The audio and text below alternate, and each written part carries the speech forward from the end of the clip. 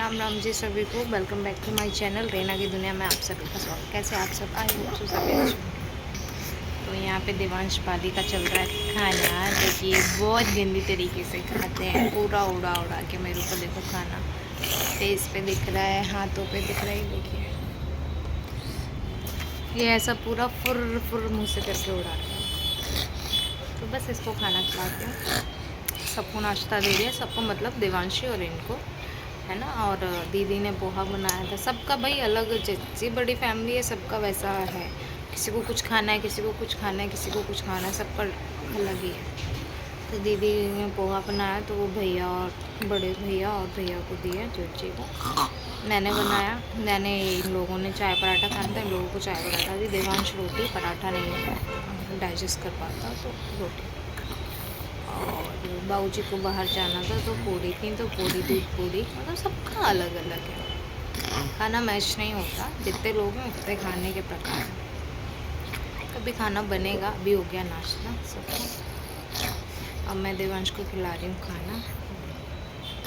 ऐसे हाल है इसके साथ। तो मिलती हूँ। अभी मेरी डांट लग जाएगी, अभी मेरे को लग चुकी है। मैं फ़ोन देख रही थी, फ़ोन देख, क्योंकि ये ना एकदम से खिलाते खाली रहती हूँ तो मैं जल्दी जल्दी डालती हूँ कि ख़त्म हो गया मुँह का। और मैं फ़ोन देख देख के खिलाती हूँ, कुछ भी देखती हूँ, जो भी देखती हूँ फ़ोन देख देख के खिलाती हूँ। तो कैसे ब्रेक इसको भी मिल जाता है और मुझे भी थोड़ा मिल जाता है, तो थोड़ा वो आराम से काफ़ी देर तक खाता है। ये चिल्ला रहे थे कि अभी खाना नहीं खिला रही, फ़ोन में घुसी है, उसको खिला दे एक बार चैन से, फिर अपना देख लेना फ़ोन, घंटा भर बैठ जाना, कर लेना। ऐसी तो बातें सुनने को।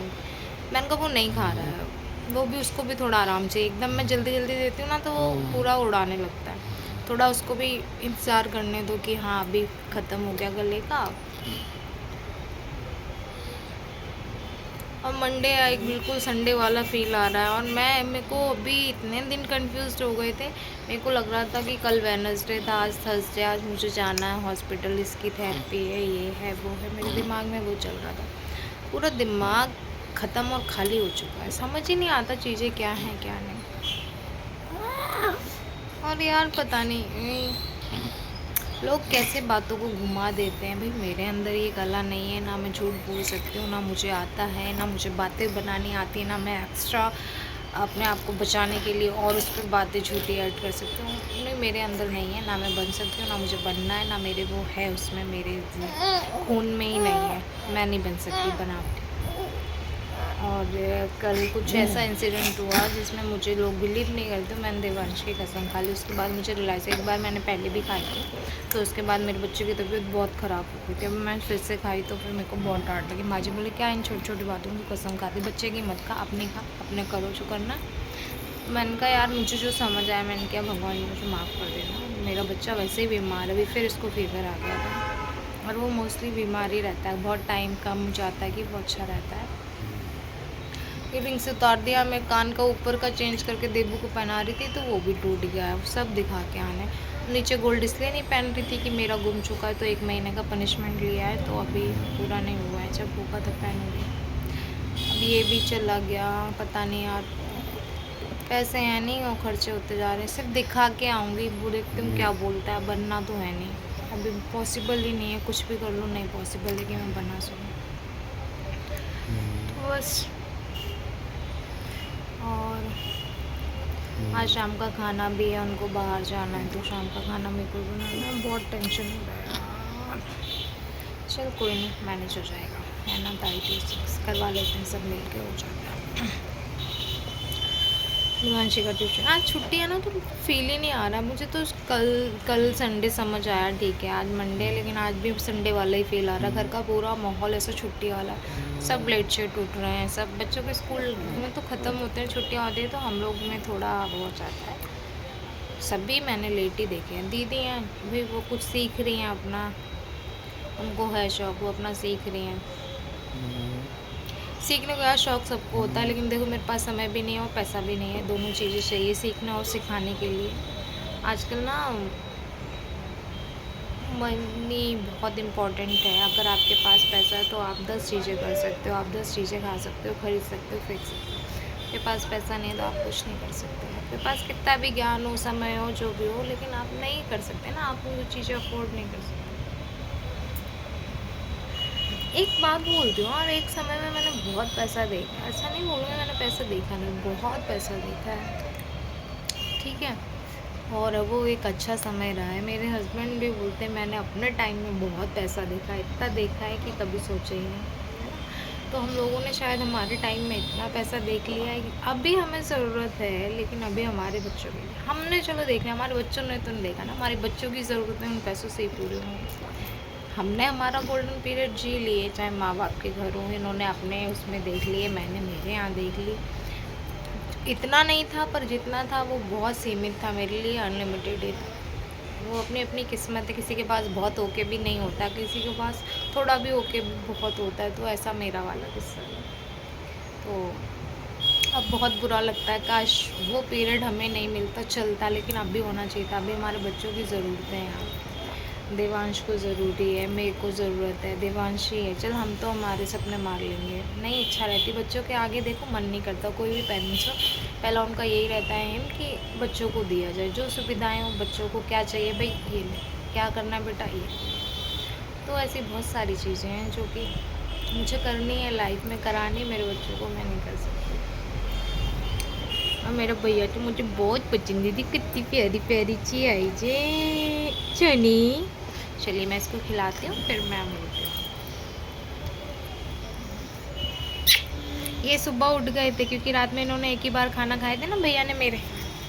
ये मुंह पोंछ दूंगी ना तो रोने लगता है, इसको लगता है कि मेरा खाना हो गया, इतना समझता तो इसको बहुत है गाइस।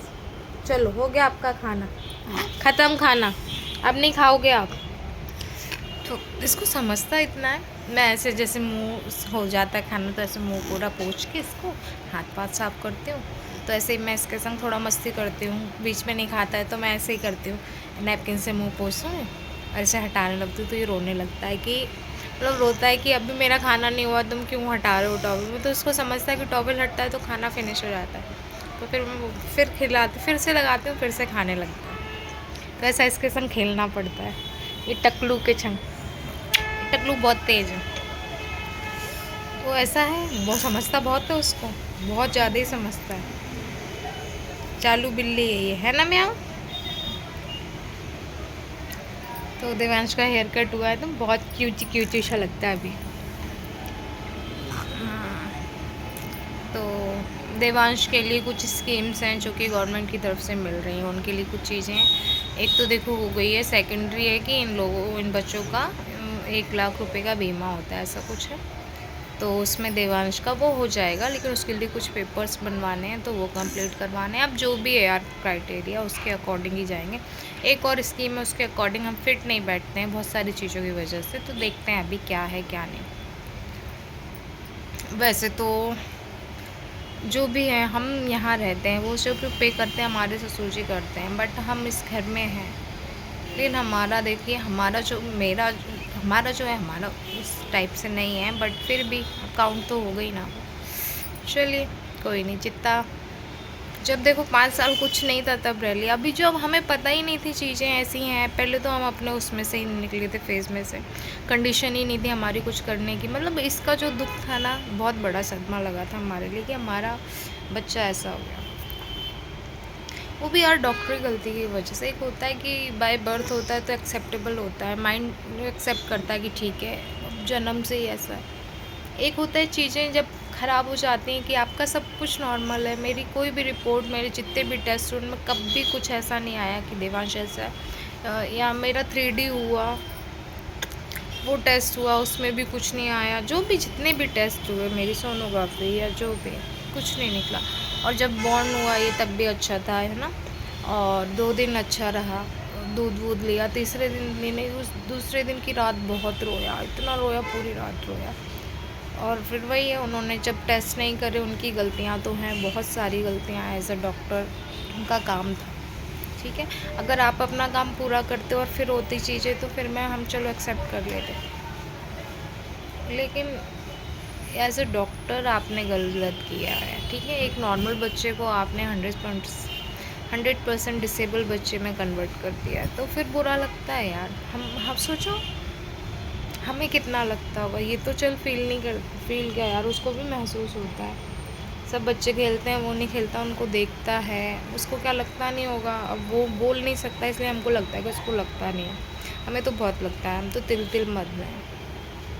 मैं ये नहीं कहती भगवान जैसी मेरी स्थिति की है, जैसी हमारी कंडीशन है, ऐसी किसी की ना हो। जो पेरेंट्स हैं ऐसे, अब जिनके बच्चे हो गए हैं, बहुत सारे रीज़न हैं, कुछ बाय बर्थ हैं, कुछ ऐसे हो गए हैं, कुछ कुछ भी है, कुछ प्रॉब्लम से हो गए हैं। जी रहे हैं ना माँ बाप, पर वो जी नहीं रहे हैं, वो मर जीते जी मर रहे हैं। अपने बच्चे को ऐसे इस कंडीशन में, इतनी वर्स्ट कंडीशन में देखना बहुत मुश्किल है।